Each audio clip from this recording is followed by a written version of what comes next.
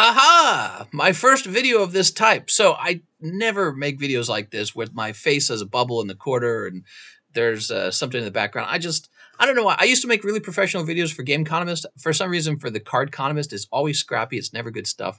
I'm wearing my exercise shirt still. It's still covered in sweat. Maybe I'll chop it up and put it in slabs someday. You guys can buy my sweaty shirts. So we have a great story today, and I had to share it with you guys. That's why you're getting this video. It's called the Moonbreon Scandal. In this case, we have a whatnot seller. He's a rip and shipper, and he's ripping packs for people, and he pulls the chase card Moonbreon, Umbreon Alternative Vmax, right? And he decides, I'm going to keep it for myself. So let's jump over here. Now, there's some more details to this. I was told there was maybe like a $1,200 bounty. I've heard $15 bounty. I've heard $15 payback. I got no idea what any of that means.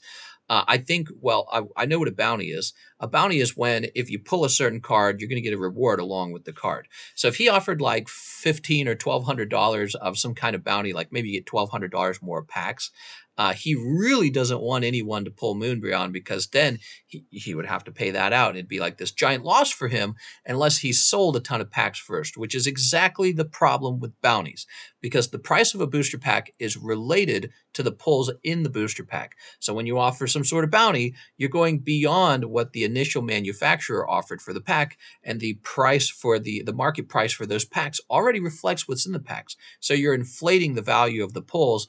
Probably you're somebody who's doing that because you can't manage to sell any. So I find that, in my opinion, bounties are often sort of like the trick in the hat, the feather in the cap, that people who do not sell a lot of cards have to use to motivate people to buy cards in an already over-competitive, overcrowded rip and ship market.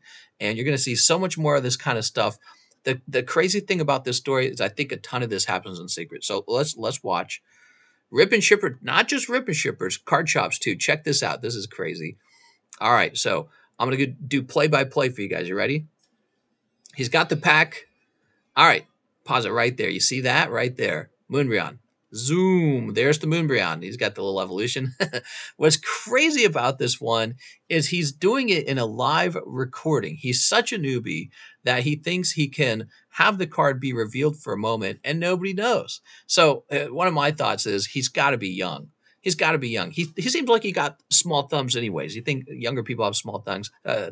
So this is on Whatnot. I don't know what the rules on Whatnot are, but he's immediately got suspicious fingers. Look at those little sausage fingers. These are very suspicious. So he's got suspicious fingers, and there's the Umbreon, and he is just going to hide that Umbreon away. You ready? Notice he doesn't say anything, and then he just slides it up. He just, whoop, the cards go back together. Nothing to see here. Right, so he puts the cards back together, sets it to the side. Amazing. Do you thought you pull Umbreon? No, actually, it's just a normal pile. Whoop, put that to the side. Now, listen, he can be real quiet. Shh, he's not going to say anything here. He's thinking. This guy is thinking like, oh, my God. I'll tell you exactly what he's thinking. He's thinking, I have a $1,500 bounty on this card, and it just got pulled. Damn it. And he is committed in an instant because he's probably got like fight or flight basically when he saw that Umbreon. He's like, oh no. Usually when you pull a hot card for your audience, you're supposed to be excited. You're supposed to be happy for them. But he's got a bounty or payback or whatever it's called on the card. So for him, this is a catastrophe, which is exactly why bounties are terrible. You should never allow bounties. Bounties are just artificial. They're inflated value on the hits. Again, the price booster packs that he had to pay to acquire those are already inflated. They're basically overpriced chances for an Umbreon. So it's odd to me to think that people will then add even more value to the hot pulls. It's not affordable. You can't do that. The math doesn't work. I've thought about it. So here he goes. All right. Totally quiet like a ghost. He's quiet. He's got nothing to say. Oh, the suspense. Nope. I don't know. I don't know. So what is he saying? He says the suspense, and he says, I don't know. He's all excited. What's going on? I'll tell you exactly what's going on. His audience just saw Umbreon, and they're probably all like, huh? He just put the Umbreon away. And they're like, wasn't that Umbreon over there? So they're probably in the comment section going, what's going on here? What's going on? So they've assumed, presumably they've assumed at this point that he's missed it and they've seen it.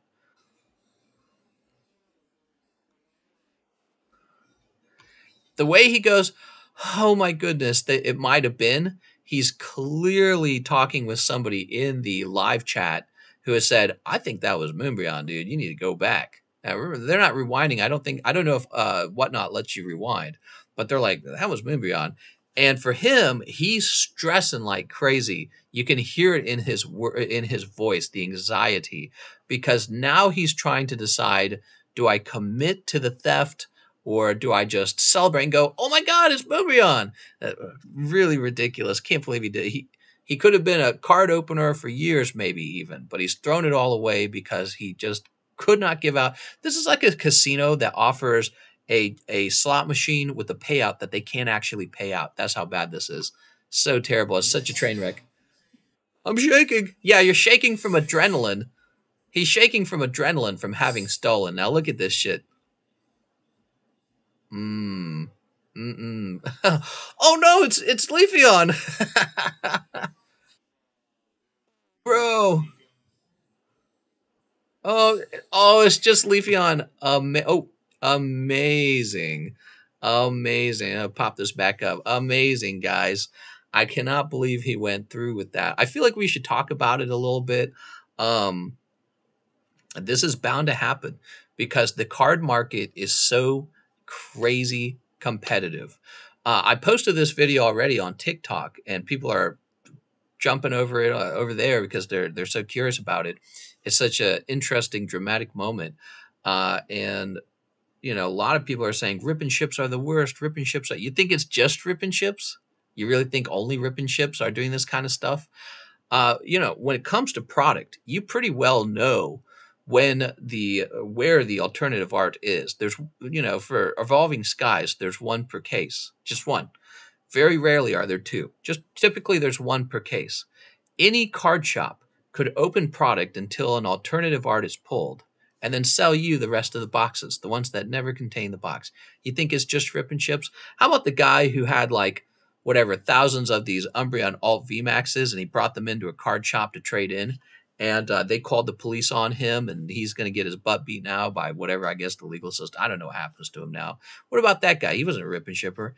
Pokemon cards are rampant with problems right now. I just did a video earlier, you might have seen it on the channel, where I was showing that even major news media companies like Fox News, Wall Street Journal were reporting hundreds of thousands, $50,000, $15,000 of Pokemon cards stolen by just regular thieves.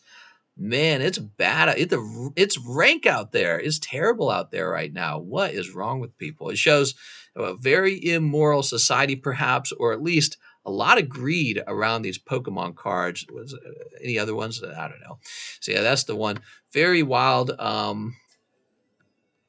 You're just going to see more and more of this, in my opinion, over time because it is everyone would love to have the job of opening cards for a living. And there's going to be a lot of new guys constantly popping up thinking that this is low hanging fruit. You're going to get super rich opening Pokemon cards. And I won't lie, there is some money opening Pokemon cards, but not like this, obviously. I think the hardest part is establishing some kind of audience. And this is a great warning to would-be buyers for new rip and shippers. A lot of the times, those rip and shippers do not have very good financial footing to actually be a rip and shipper. So you're buying cards from a guy who has a reason to steal from you. That is not a good person to buy from. So I mean, maybe that just adds onto the heap how hard it is to get started in this. I feel like, you know, if I had to pick somebody to buy from as a rip and ship, I would start out with somebody like, you know, Pokey Rev or something. Somebody who you already knows they're never going to steal. Bucky Rev will never care about stealing. He's probably loaded. He's got plenty of money. He is uninterested in your Pokemon card. He would never risk the asset, which is his YouTube channel. He would never risk that over a Pokemon card. He'll never do it. But you got these new guys popping up on these websites like Whatnot. And by the way, I'm not a big Whatnot fan. Whatnot should reach out to me and have me advertise to them because otherwise I got nothing positive to say about them. Why would you get on Whatnot when anyone can do the exact same thing Whatnot's doing, but on like YouTube or Twitch or something like that? You know what Whatnot is? It's basically, it's just like, I understand they host auctions and stuff like that, but then they charge you a fee. So you might as well just sell on eBay. eBay's overcrowded too. Everyone's crowded. Everyone wants to get into this. It's a crazy time for Pokemon cards. And definitely this last year or so, I feel like there's been a real tightening because of the increased competition. Also, perhaps the lowering interest. The mainstream people are not putting as much money into the hobby. Some people are leaving the hobby after the Logan Paul craziness. So it's a bit of a tightening right now. And yeah, it's really wild watching this kind of stuff. It's impressive. Oh yeah, we didn't find anything. I want to see that again. Look at that. Dude, he holds it open. He holds it open on screen for like 7 hours, dude. He's like, they probably didn't catch that. You know, what's scariest, there could be people who get really good at sleight of hand. So obviously he did quite poorly. But let's say that he has some simple method of hiding the corner of the opening of the pack. So like say he moved his hands a little to the side when he opens because he knows the last card has to hit. And so let's say he does that at random every 10 packs. He does that at random.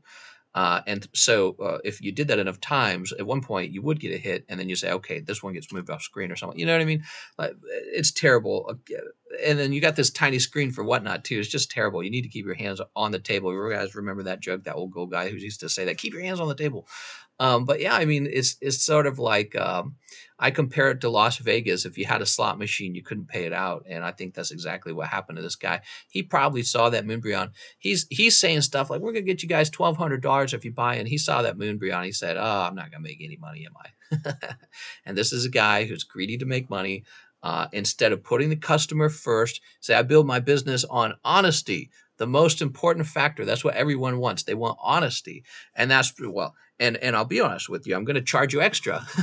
So you're going to pay a little extra to open a pack. But the nice thing about me is you never deal with any of that crazy stuff, right? So, and that's why people like me. That's why people come back after 4 years, because they remember, they go, oh, we did pull the big hits with him. So, yeah, it's terrible to watch. Some other things I'll mention too, the maturity, right? So I'm like an oldest brother, and I got that oldest brother personality type. And maybe I'm a little dry, maybe I'm a little boring. I don't have as much fun. I'm not like, oh, 420 blaze it. I'm not drinking. I'm not none of those things. I'm none of those things. I'm somewhat conservative and boring. When you want that, who do you want to buy cards from? You want to buy the cards from the guys going, yo, boo, yo, woo.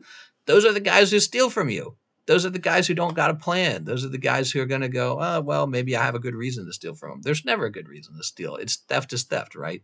So it's funny. Ripping ships. Pokemon card shops, you don't think they do shifty things? I guarantee you Pokemon card shops do shifty things. I was asking how much it costs to open up a Pokemon card shop out here in Camdenton. I was calling up some real estate for sale or whatever, some lease. And the one I wanted was $1,300 a month. $1,300. They wanted $1,300 rent. That's probably cheap too, if I had to guess. You guys are going to be in California going, oh yeah, that's cheap, man. And I'm just thinking, so before I can make a profit, I have to pay $1,300 rent. I probably have to pay electrical. I probably have to pay, for air conditioning and water and all those good things. And then I have to buy a ton of security because people are going to break in and steal my Pokemon cards. And then I still have to sell enough stuff in order to pay for an employee to help me run the shop, because it can't just be me 24/7. And I got this thing to run. So I was just doing all the numbers in my head. I'm like, oh, so you make almost no money. So how are these guys making any money running card shops? I'll tell you how they make money running card shops. They do maybe a little bit of scummy stuff.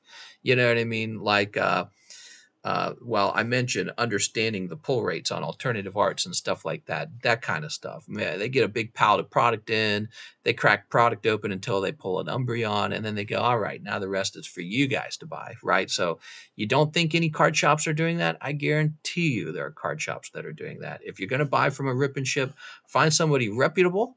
Find somebody who prioritizes the principle of not stealing over profit. Everyone's greedy, right? Everyone's greedy. It's like a weakness. It's like a human fault, but it's like you got to find somebody who's like that, and or just open it yourself. But then you think you're getting a good deal if you open it yourself, right? Nope, because you go on eBay, and guess what's being sold on eBay? Search packs, weighed packs, booster boxes that came out of searched cases. That's the idea I'm kind of promoting here, the concept of searched cases. So you buy a booster box on eBay thinking you're safe. No, you're not, because you got it from a searched case. So it's like, it's tough out there. There's too much money involved. I'm getting scared, guys. There needs to be government regulation, obviously. I think a lot of things would change. Like this guy here, he should be in serious trouble. This guy needs to be in serious trouble. Well, first of all, I think there should be a law that states he's no longer allowed to sell Pokemon cards in this manner ever again. So I think somebody told me something like he swore he's not going to live stream anymore or something like that. He says, I'm done with it. Yeah, he says that now. Maybe a couple years later, everyone forgets. He gets a new account. He starts with a new name. People have moved on to other news, and then he just starts selling again, right? So, I mean, what needs to happen is there needs to be some sort of law that says he may not sell cards like there should be actual consequences because people should fear for their lives when they start ripping shipping and they start doing scummy stuff. There should be real consequences. Yeah, that would be the main thing. There should be some kind of regulation. I bet you there's some sort of like casino regulations and rip and shippers. My sort of abstract concept of them is they're kind of like a casino. They're like a casino that doesn't deal in money, they deal in cards, right? And so it just seems like maybe there should be some it doesn't have to be really heavy kinds of regulation, but just something to protect the consumer and something that makes it so that it's a little harder to become a rip and shipper.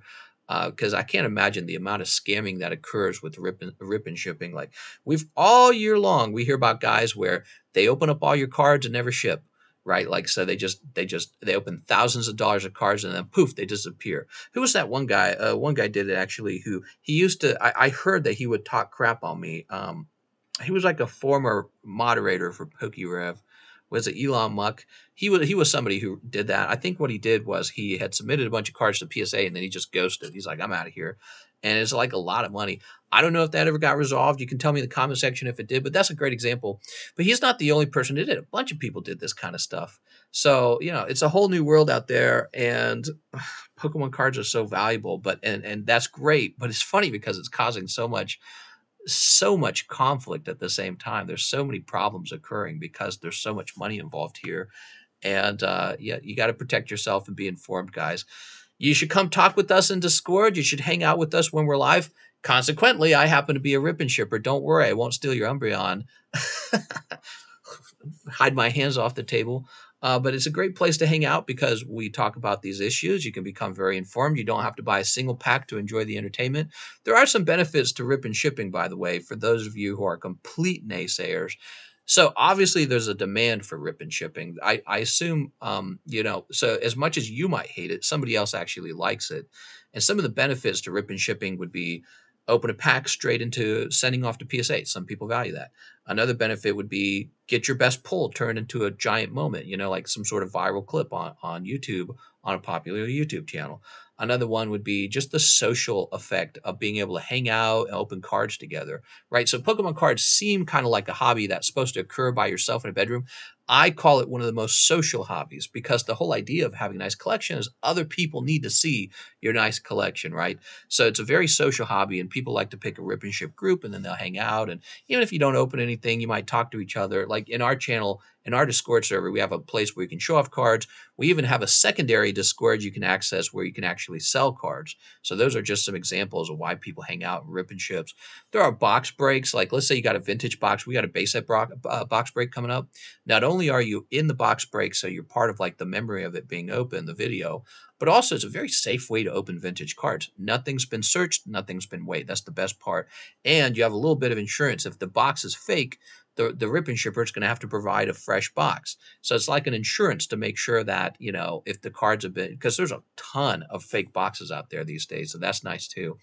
So yeah, I mean, there's some benefits, but in the end, you pay a little extra. As crazy as that sounds, aren't there people that like watch Dr. Disrespect or something, and they just throw tons of money at him for free? They don't even get cards out of it. They just give him money. So, you pay the rip and shipper a little bit of money and he makes money opening cards for you. It's just how it is. It's not that crazy. If you think they're overpaid, maybe you should open a rip and ship channel. Just don't be like this guy, very scummy, and go out there and be honest, guys. Everyone needs to be honest. It's so depressing. It makes you cynical when you see how much it makes you sick seeing all this stuff. But that's the world we live in, right? Oh man, the suspense. I want to hear this one more time.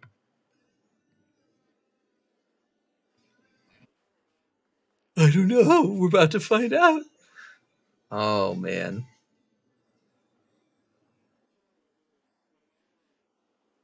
Here's that anxiety in his voice because he's getting ready to do the switcheroo and he's hoping they buy it. I'm shaking, shaking because I'm about to steal from you.